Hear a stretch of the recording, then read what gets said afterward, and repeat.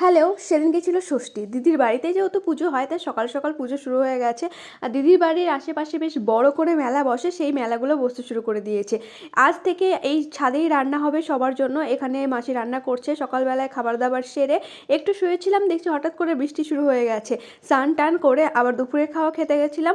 কাল সারারাত জেগে ঠাকুর দেখার জন্য দেখছি গলায় ভীষণ ব্যথা হয়েছে, তাই একটু কাড়া বানিয়ে খেয়ে নিলাম। সন্ধ্যাবেলায় গিয়েছিলাম ঠাকুর ঘরে, তখন মায়ের চাদর টাঙানো হচ্ছিল আর এখানে মাকে শেষ মুহূর্তে সাজানো হচ্ছিল। তারপরে সবাই মিলে এখানে মাকে বেদিতে তুলবে। এই মা কিন্তু ভীষণ জাগ্রত, অনেক নিয়মকানুন আছে, সব নিয়মকানুন মেনে পুজো করা হয়। দাদা এখানে মায়ের গয়না পরিয়ে দিচ্ছিল, কেউ একজনে এত সুন্দর পদ্ম ফুলের মালা নিয়ে এসেছিল। তারপরে অনুষ্ঠান হচ্ছিল, দিদির ছেলে এখানে তবলা বাজাচ্ছিল। বাড়িতে গিয়ে খাচ্ছিলাম লুচি, লুচির সাথে ছিল হচ্ছে তরকারি। সারা দিনটা আজকে এই পুজোতেই কাটালাম। তারপরে রাত্রিবেলা আমি আর দিদি একটু ফেসিয়াল করছিলাম। দেখা হচ্ছে তোমাদের সাথে পরের দিন। বাই।